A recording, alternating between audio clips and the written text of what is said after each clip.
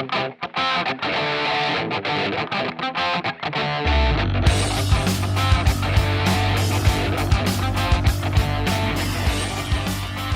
welcome to My Comic Crush. I'm Vicky Sebring, and I love comics. So let's dive into a long box and see what we find. With me this week is my co-host Scott Sebring. Hey, everybody. Today we are going to be talking about the New Teen Titans number 37 and Batman and the Outsiders number 5. And we're going to be talking about them together because these two issues were a crossover where the two teams collided and shared an adventure.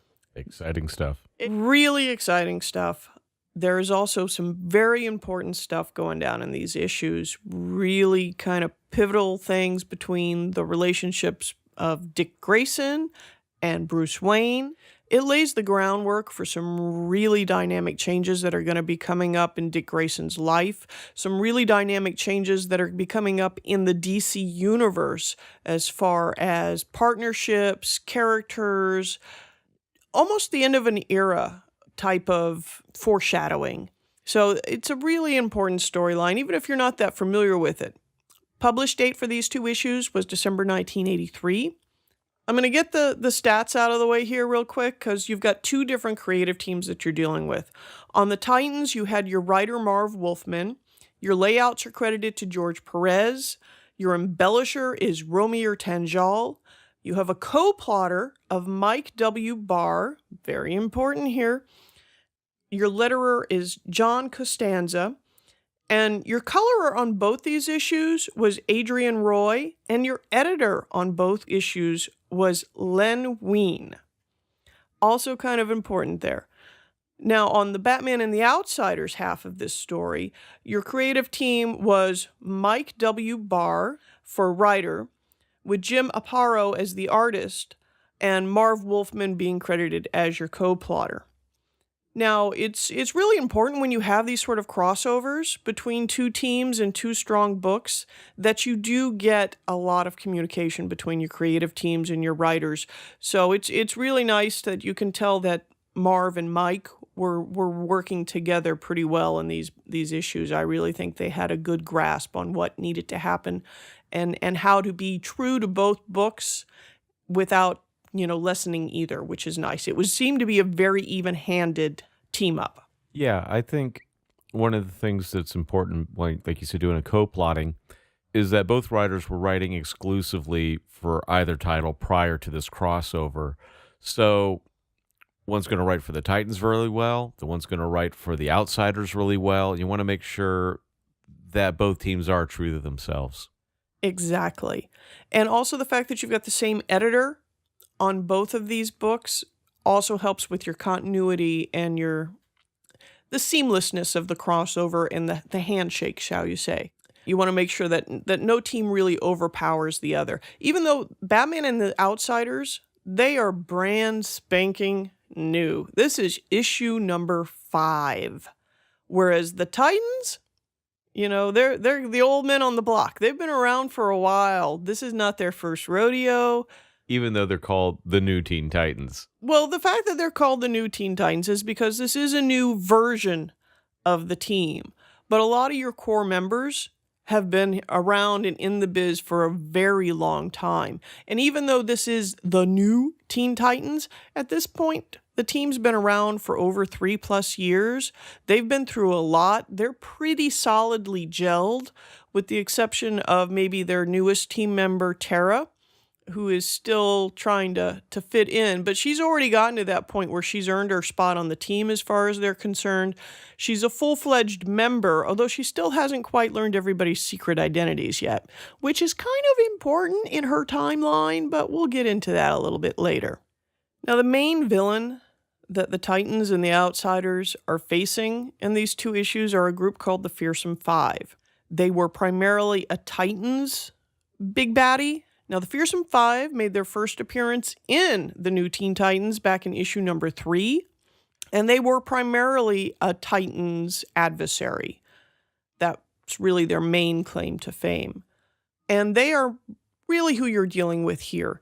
They're kind of an interesting group, though. They don't really get along too well with most of each other. They're a bit backbitey and gnarly to each other. Go figure.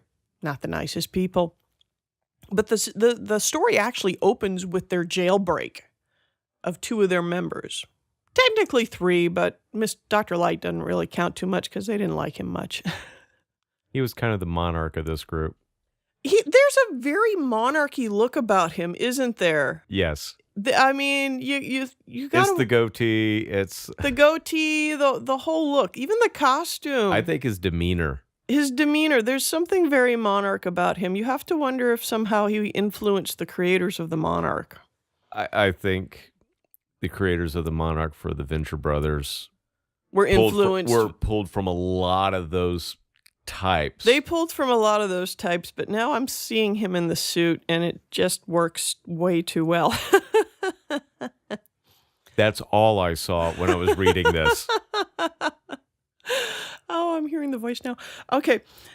The Fearsome Five consisted of, go figure, 5 villains. Gizmo, really this insane, well, I don't know if he's technically insane. He's just kind of evil, genius inventor. And I think he also made a small appearance in Birds of Prey in the later issues of it, if I remember correctly. Every appearance he makes is a small appearance because what is he, like 3 foot? He's not the world's tallest person, no. He is height challenged, to be sure. Also, you've got Shimmer, whose main abilities are transmutation. Her brother Mammoth, who seems to me kind of a little rip-offy of the Juggernaut. I could see that. Especially with the red hair. Well, I never realized that Juggernaut was a redhead with that helmet on, but I'll take your word for it. When you see him without the helmet on, he's got red hair. But, same body build anyways, and similar abilities. Then you also have Simon with a P. The P is silent. The P is silent. And Dr. Light. Dr. Light is, I think, the only one of these characters who predates New Teen Titans number 3. He actually goes back to, I believe, the Justice League. He goes way back. Back in the 60s. And he's a bit of a prat, let's be honest. He's really kind of schmucky. Very monarchy, definitely. Very two-dimensional. Whereas Simon is just really kind of out for himself, and everybody else is just kind of hardcore evil. And Simon's is really about mental control. He is all about control. And this is what his primary goal is in these 2 issues, is he's trying to take control of the city, the world. Isn't that really kind of every villain's ultimate aim, is to have control? It's either money or control, one or the other. And the crux of this story that brings the 2 teams together is the fact that as part of their goals for their big plot and stuff, the Fearsome Five kidnap Dr. Jace. Dr. Jace is the entity who gave both Geoforce of the Outsiders and Terra of the New Teen Titans their abilities. Now, neither Geoforce nor Terra are that aware that either one is in the vicinity.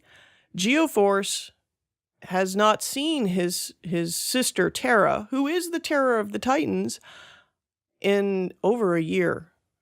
She disappeared from their homeland. He has no idea where she is, although he was aware that she had the powers. He's relatively new to the country, so he's not that up and up on what's been happening in current events. Things have been a little bit busy at home, what with their attempted revolution and all of that. A lot on his plate. You can forgive him for not keeping up with events in the world at large. Now, part of what I love about this storyline, and I mentioned it a little earlier, is all of the things that are going on in these groups. There's so many foundational things that are going to be, you see the seeds planted of things that are going to be so huge and shake up their worlds so much in the very near future. With the Outsiders, one, they're newly formed, and they have Batman as their leader / mentor. But Batman, don't get me wrong, Batman can do a lot. Batman's a wonderful tactician. He's very good at what he does, but he has never led such a large team of individuals before. Even though he's been a member of the Justice League, although at the formation of the Outsiders, he quits. He out and out quits the Justice League just a few issues previous when the Outsiders form. But he's never really been their team captain. He's never been the person who directs the team in the field. At least I don't think so. I think it depends on the period of Batman that you're speaking of and who the writer is. Probably about this point in history, as far as the DC Universe goes, all pre-Crisis, Justice League of where it came from the 60s and the 70s going into the early 80s.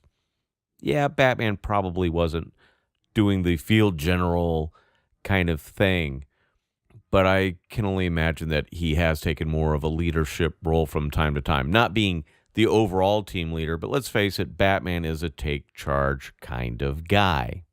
No, I agree with you there. Batman is a natural leader, and it's his instinct to take charge of most situations that he's into. What I'm trying to say is I don't really think that it's just right at this point. I don't feel he's had a lot of experience with creating a team and molding them into a unit from scratch. Very true.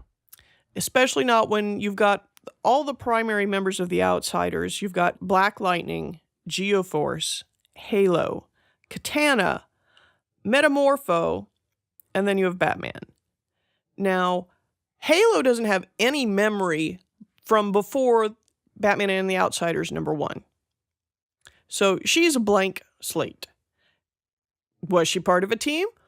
Could have been, but if she was, she has no memory or experience of that. So she's raw, new recruit, nothing there. Geoforce just got his powers, issue #1. So this is all new to him. Black Lightning, while he's been around and on the scene, he has never been an official member long-term of a team. So once again, the team environment new to him. Metamorpho, he's been in and out, bopping around the universe for quite some time. He's really the only veteran in this group. But also, he has not been a long-term member of any team that I'm aware of. Yeah, not to my knowledge either. He's just been sort of bopping around here and there all over the place. So you've got a lot of rawness, a lot of people who are trying to figure out where they are in the stream of things. I mean, Katana knows what she's doing, but she's a solo fighter. She's a samurai, and she's also fresh off of her own personal tragedies. So you're really just, you've got individuals, and a lot of them have no clue of what their abilities and capabilities are and how to utilize them. They're just going on instinct. They're all very, very raw. As you've got the Titans, they've been together for a while. They're seasoned. Most of their members are really seasoned veterans, not just working as individuals, but also working as groups and as a part of a team. Their leader, Robin, Dick Grayson, he's been their leader for a long time. He's got a lot of experience working with them and how they work together. He knows them inside and out. It's a big difference between these two teams in their development at the moment. Also, in this point in history, as far as Robin with the Teen Titans, this is primarily his only gig that he's been consistently doing. He's been leading this team. He hasn't regularly been working side by side with Batman. He hasn't been going off doing a lot of solo options. It's like most of his attention has been directly living, eating, breathing the Titans. That's true, although he did have a small minor kind of offshoot thing that he was dealing with recently with a character called the Vigilante. And part of his dealing with the Vigilante and with the Titans is sort of bringing up this crisis with him and Bruce. And there's even a scene in these issues where he is actually at Wayne Manor in the house as Dick Grayson talking to Bruce Wayne in the living room or the den or wherever it is about officially ending their partnership. Not their friendship, not their personal relationship, but their partnership as Batman and Robin. And you even have Jason Todd sticking his head in going, does that mean I get to be Robin? And Dick's like, no, I'm not. I've been Robin since I'm 8. I'm not giving up Robin. I'm giving up Batman and that's a bit of a conflict and a dynamic for Bruce to deal with. I mean, let's face it. Bruce is a bit of a control freak, wouldn't you say? It depends on who's writing him, and it depends on what period in his history is. I would say at this particular point in his history, not as much as they allude to. It becomes more and more apparent, in my opinion, post-crisis. And once again, depending on who's writing him, but that's one of my soapboxes. Okay, so maybe not as much of a control freak as we think he is. However, I'm willing to bet you Bruce has some abandonment issues. Sure. And I'm also willing to bet you that, let's face it, he's a kind of a repressed guy as far as his emotions go. Yeah, but once again, it's one of those, who's writing them? I mean, one of the issues that I was having with this is that I had been reading Batman and Robin, Batman and the Justice League, Batman with Superman and the World's Finest for years and years and years. And when this period comes up with him forming the Outsiders and Dick having issues with how his relationship with Batman is, this all really kind of comes across as very new to me as a reader when this was going down in that regard. Now, fast forward 30 years or so, we're like, oh yeah, Batman, he's got all these issues. He's a bit of a control freak. He's a little bit more, repressed, and he was much more even-keeled back then. I think this was kind of that push to kind of take Batman in a different direction. I think it was also a little bit more of a push, in my opinion, from Marv Wolfman to give Dick Grayson more and more of his own identity. Well, I think, let's face it, Dick needed to grow up.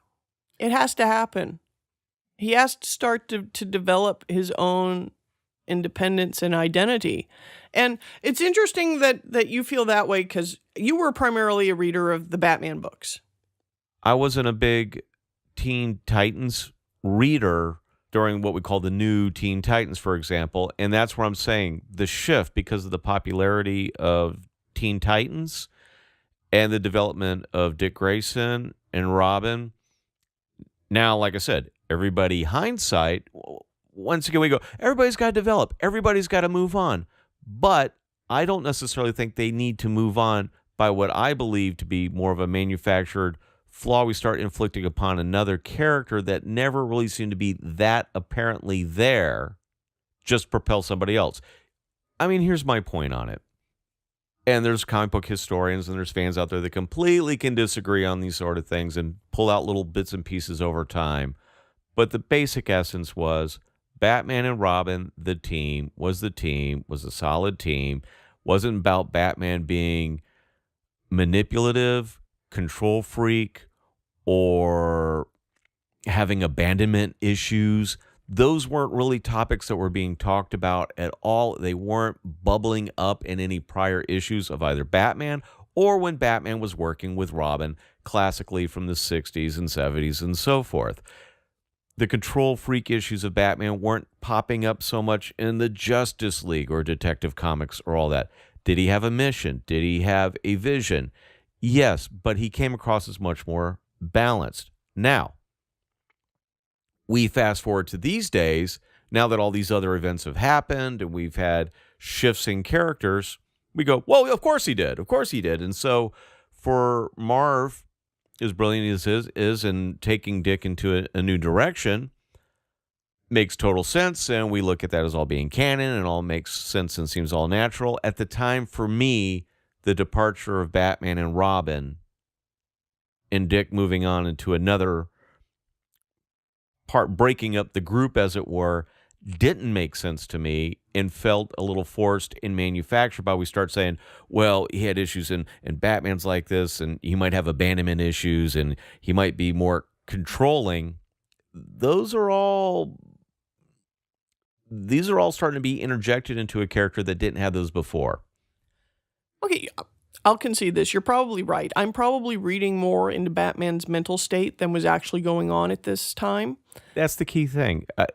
At the time, for me, it felt a little more interjected into the character that hadn't really seemed to be apparent there at the time.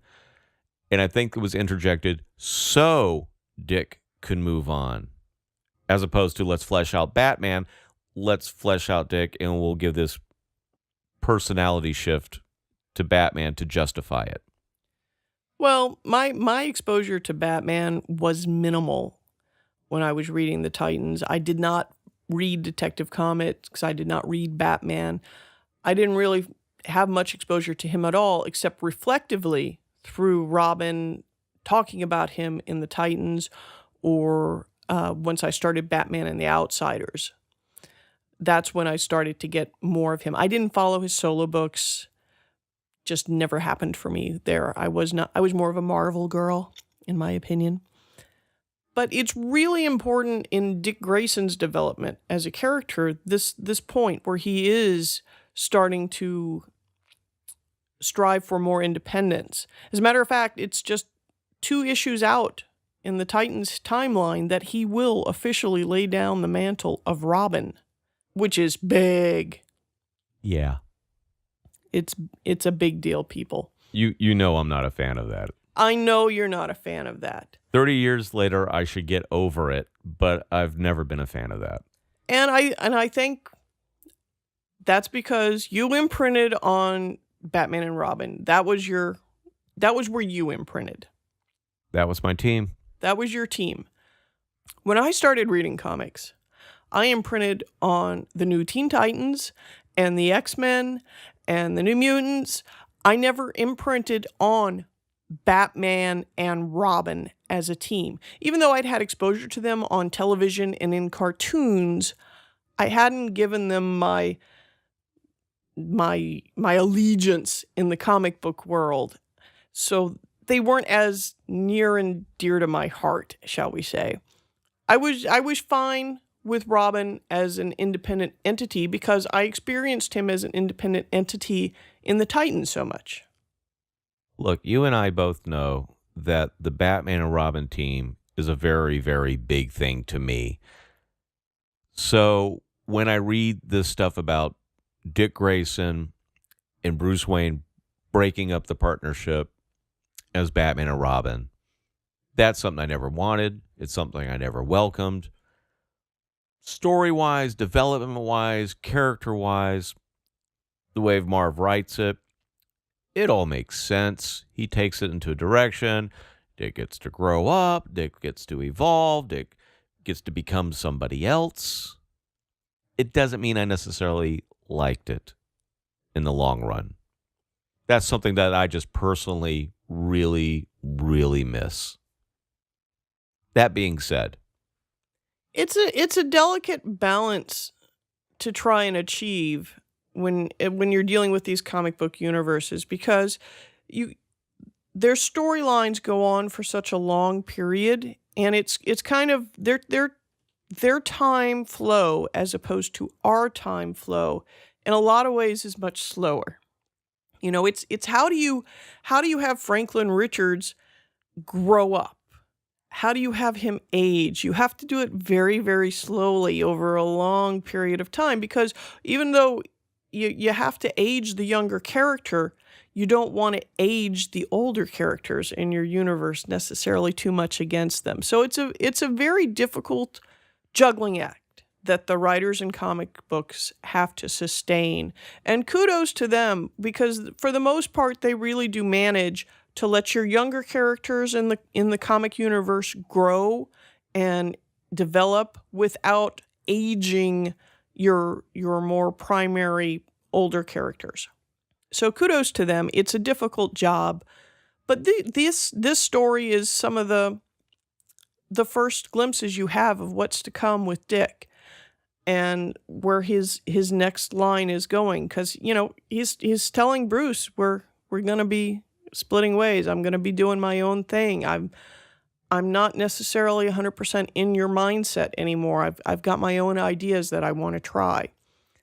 And at the same time, you have the Titans who are dealing with Tara and whether or not to reveal themselves to her. You have Tara, who's getting ready to, she's getting ready to blow up into her own really big, I mean, the Judas Contract storyline is just around the corner, and that is massive for the Titans. That is so monumental. The Outsiders are new and raw and just starting to find each other. You have Geoforce, who's going to encounter his sister Tara here for the first time in over a year. She's been missing. And this is also going to blow the Titans away. This is kind of the first chink. There have been little things about her story that's, have bothered them a little bit, but not enough really for them to worry too much.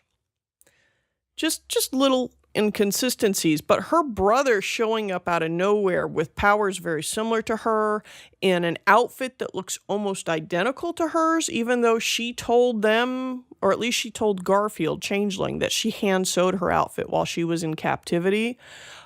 This is sort of the first really big fracture in her cover with the Titans, shall we say.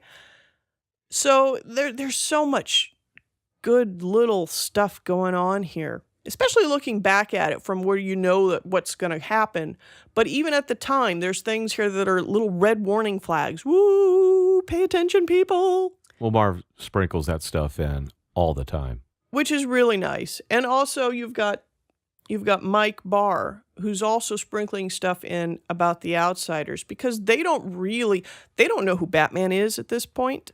Yeah, he's keeping his identity still secret at this particular time. So that's kind of huge. Even though the Outsiders are interacting with Bruce Wayne, they think he's just somebody who is helping Batman out or is being a good Samaritan or whatever. They think he's someone who has ties to Batman. They don't think he's Batman. They think he's a bit of a wastrel, frankly. He's playing his part very well. Well, he does play his part very well.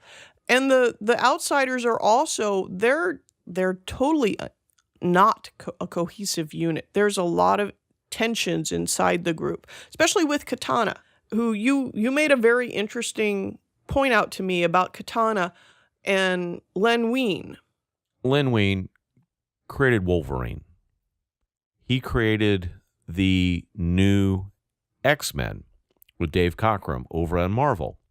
He comes over to DC. Meanwhile, new X-Men with Claremont and subsequently with Cockrum and John Byrne at this time blew up. It became the team. And comic. Wolverine blew up as well. Wolverine blew up where Len had created Wolverine prior to the new X-Men to appear in Hulk and so forth. And Len never really developed Wolverine, more so introduced us to this character. And here comes Batman and the Outsiders. Len's the editor. I don't know if this was a conversation that took place, but I found it very interesting that we introduce a character into the team who has a slight different dynamic or outlook on killing within the team. Which is not to say that she's bloodthirsty, because she's not. But she does not see a problem with permanently eliminating someone who she feels is evil. And that's a dynamic that played out with Wolverine being in the X-Men. Yes.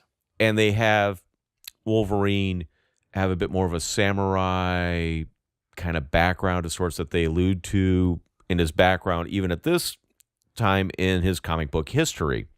I kind of wondered if Len had anything to do with her being on that team. I don't know. It would be an interesting question to ask him.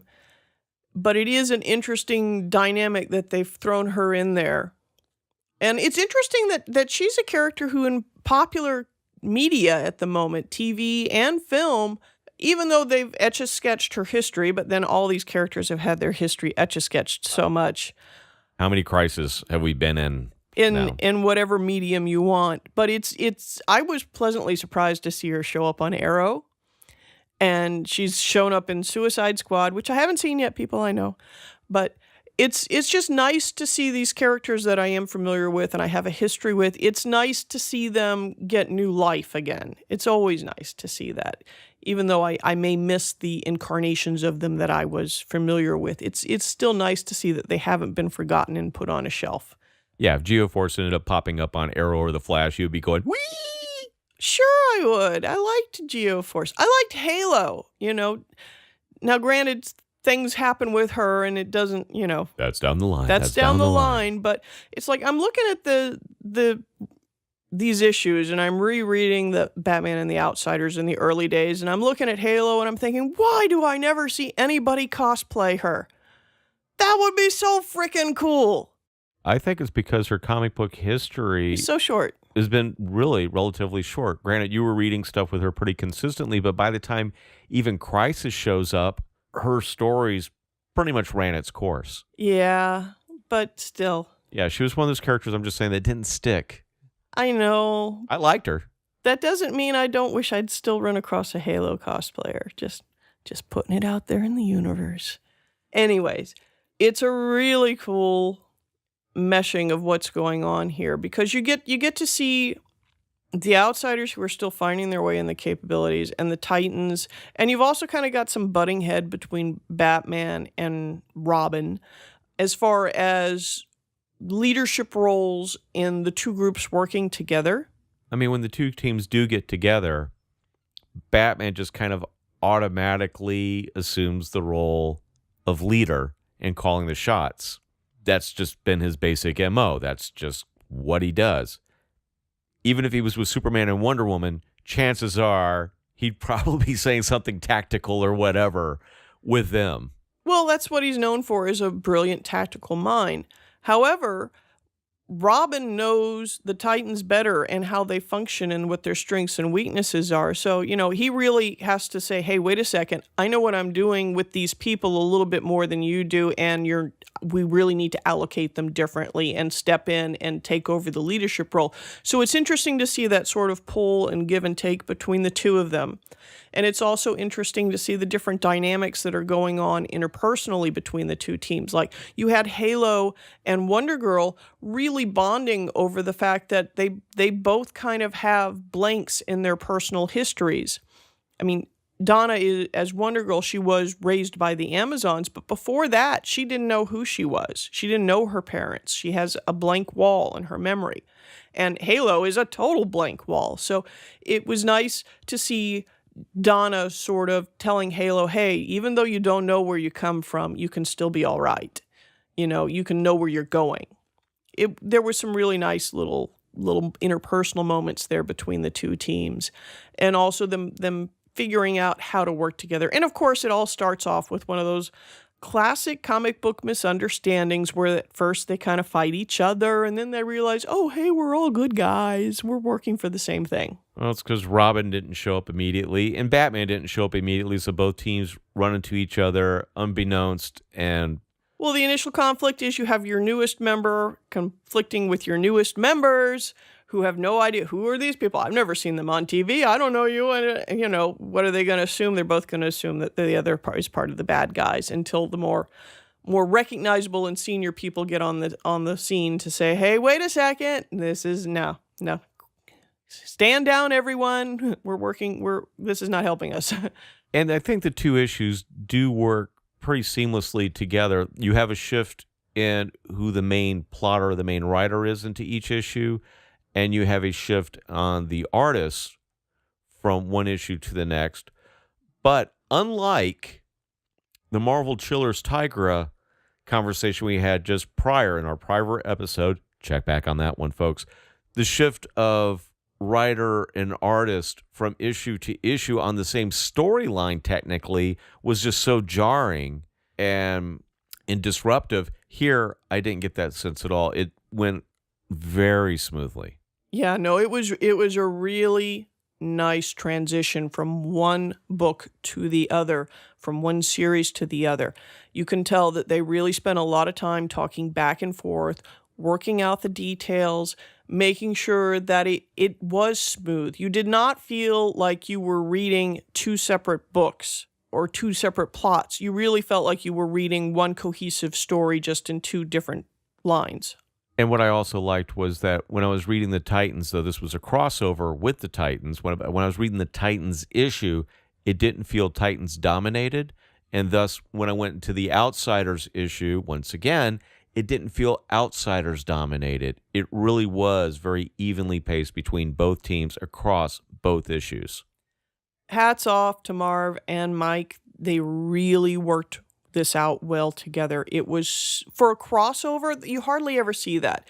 Generally, one team or the other, depending on who the primary writer is, they're going to get a little lopsided, but this was so well balanced. It really was so very even across the spectrum. And even the way the characters in the different teams were interacting together, they were all true to each other, and they interacted in a very believable way. Even when you're dealing with different teams interacting, the personal interactions, like you have Changeling screwing with Halo and trying to get a kiss. You have Tara kind of being gruff to everybody else, but waiting on her brother like he's, royalty, which he is, in all honesty. But given it's just really interesting, especially given her personal history and where she goes and where she comes from, to see the fact that apparently she did have some strong feelings for him in whatever regard. It's just really interesting to get these little glimpses in. And I always like to see team-ups. Because, you like these characters, you'd like to see what they could do together. And this is a really well-done one. That's the key thing. It was done well. Kudos to both creative teams. And I really recommend you check it out. If you're a Titans fan, it's always great. If you're a Batman and the Outsiders fan, it's also great. It's really well done, and it's nice to see what's going on here with these two groups. You get a lot of stuff that's blooming here, that's percolating beneath the surface. So if you can check it out. It's a good read, and I think you'll enjoy it. So until next time, I'm Vicky Sebring. And I'm Scott Sebring. And this has been My Comic Crush.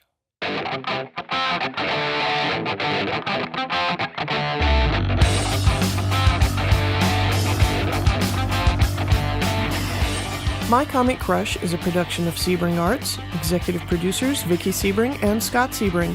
Sound production and theme music by Scott Sebring. Special guest provided by Blackmail and Shameless Baking. For more episodes in this series, you can visit our website at mycomiccrush.com or find us on iTunes, Podcast Republic, or wherever fine podcasts can be found. That's all for now, so go out and read something. Break the seal.